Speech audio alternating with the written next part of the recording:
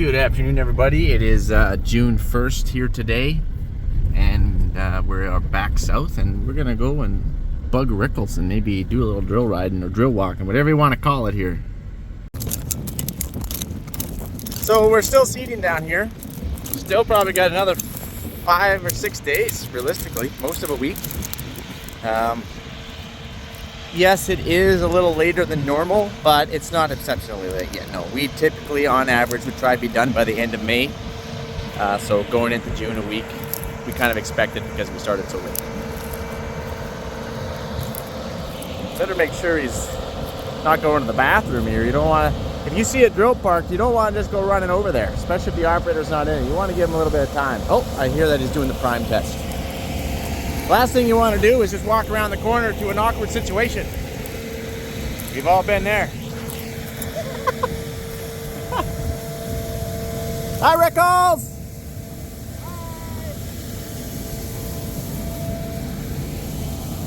So we're seeding Durham.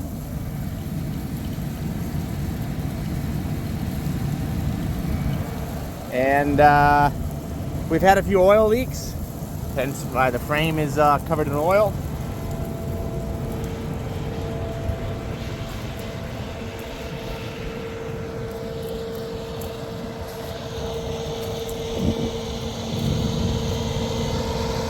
So we still had some air conditioner problems. Like once I left, it still quit again.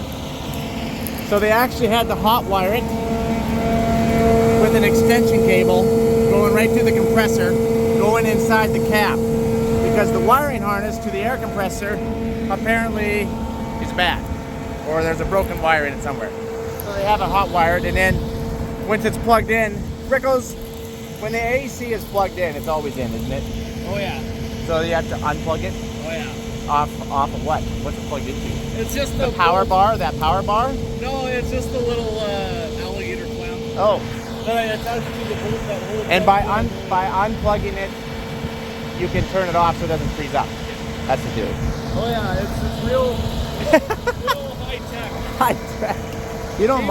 It came from John Deere. Hey, oh, factory from John Deere. Oh, I like that. You can tell by the color of the wire.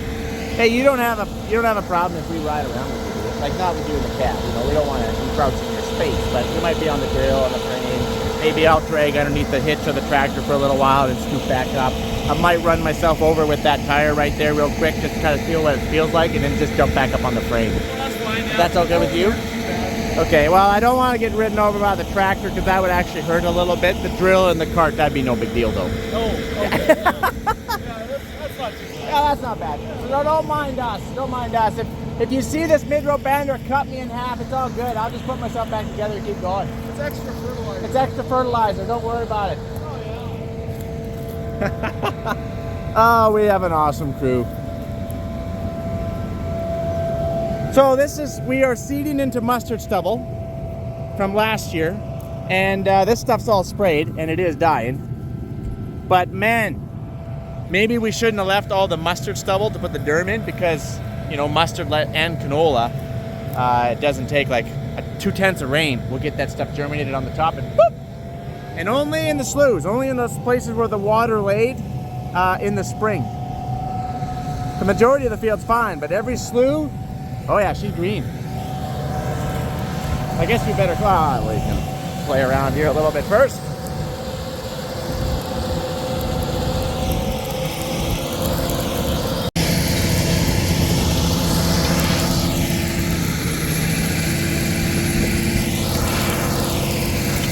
So this is my other 84-foot XTC 12-inch face mid-row banders drill.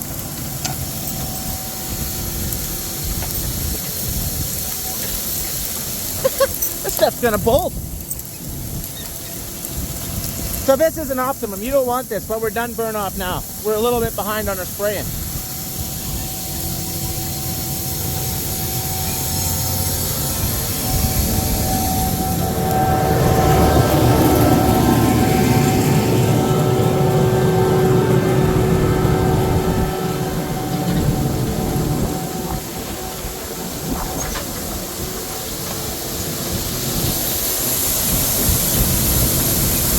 Holy crap, you know what I just thought of? maybe this was a mistake. Because we're right in the dust for one.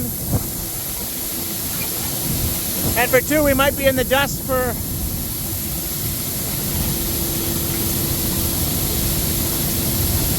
Uh, 2 miles. It's only 2 miles. So at the end of this 2-mile strip, and I think he's, oh, I know he's going the whole route.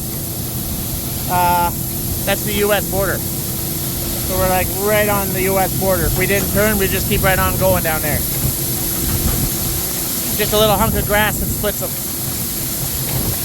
And I don't know if we want to ride for 4 miles. 2 miles there, 4 miles back.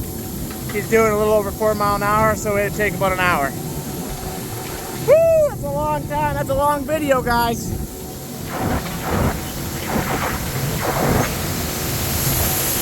Maybe we should, before we get too far away from our truck way over there,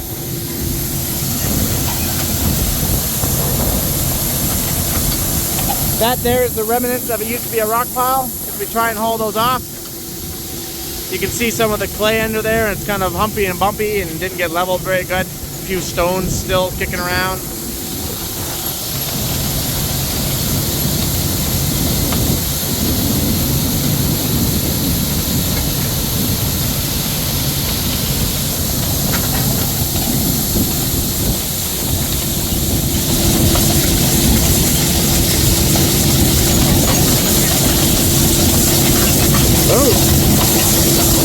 Sorry, I can't hold it still enough.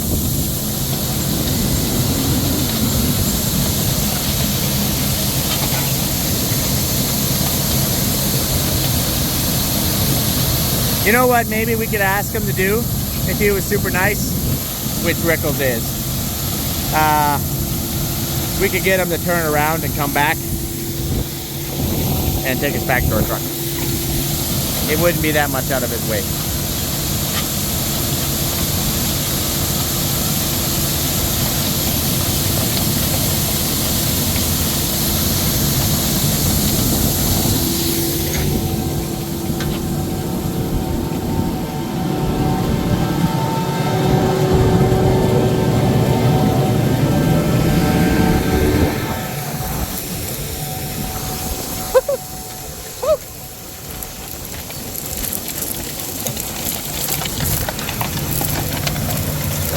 So the reason why we're still not done down here, I can't remember if I said that or not, is because we keep getting rain, which is freaking awesome.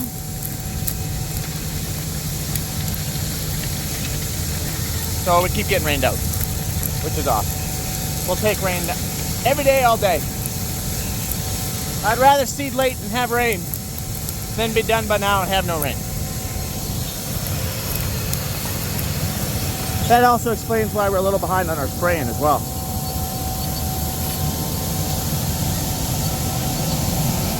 Holy crap, we can't keep up. This guy is humming on it.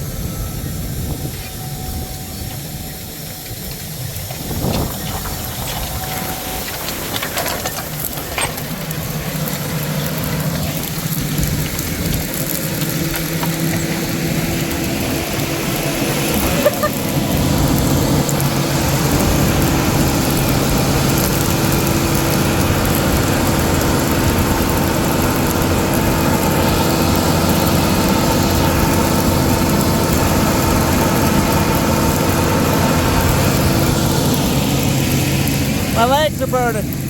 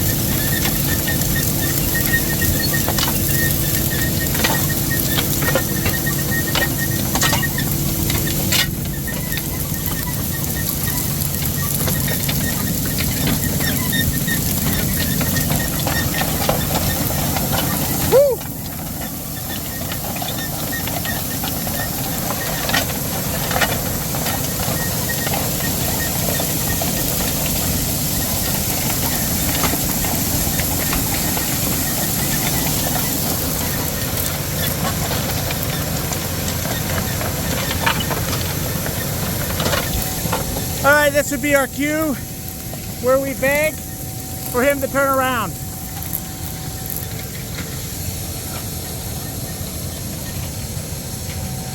Look at that. That's a high quality guy right there. Oh yeah, slough there though, don't turn into the slough.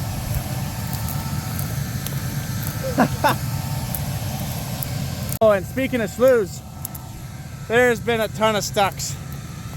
A ton of stucks. Mostly all at the South Farm. Because it's actually wetter at the South Farm, and I don't say that very often, than the North Farm, by quite a bit. This, for example, looks somewhat dry, is not dry.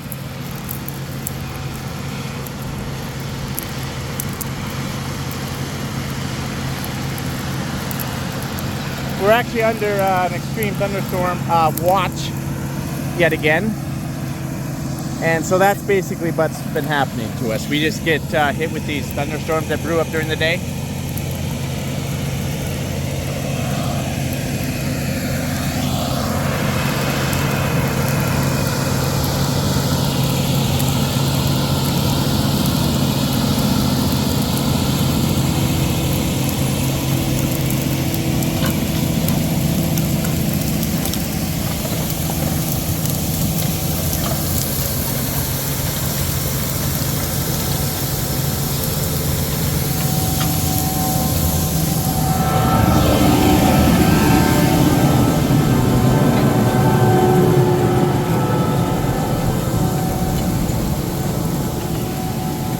So I know you're like, Mike, what are you going to do with that? Being that there's a lot of those and they're quite small, like that's probably 60, 70 feet across. We're 84 wide on the drill. Most of those will get left. It's just not practical for us to get back to seed all those. Our drill is bigger than most of the sloughs. Yes, we could use the 68 foot, and we probably will use the 68 foot to seed sloughs. We will come back and seed the bigger ones. Mike, what would you put in that slough, given that you're already seeding this crop to wheat, or sorry, durum? Well, we might just come back with durum, to be honest with you. And yes, there would be two different stages of crops. You are right, correct in that thinking. But we can just about cut that a little bit green when we go through it with the combine, and it would mix it off with everything else that's dry. If it got really late, we could seed some to oats. We do have that option as well.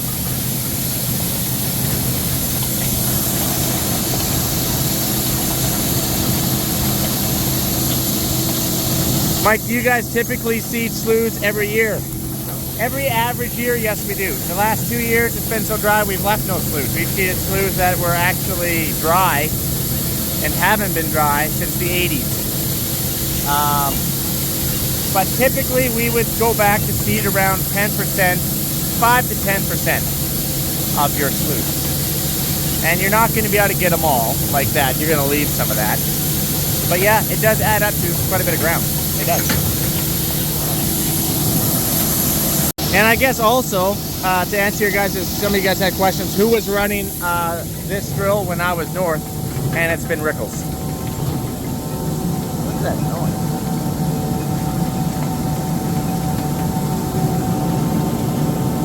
Now and then I keep thinking I'm hearing something.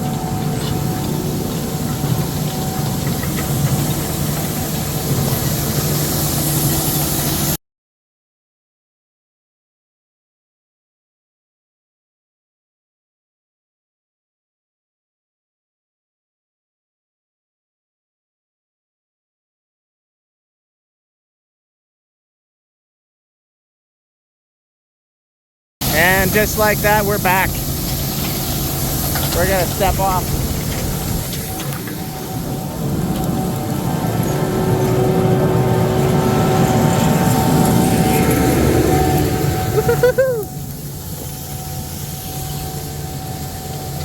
Thanks, Rickles. Thank you, sir. He's an awesome guy. Anyway, guys, I gotta go and coordinate some sprayers, because I think I said already we're crop spraying down here. We got all the sprayers going and seeding at the same time.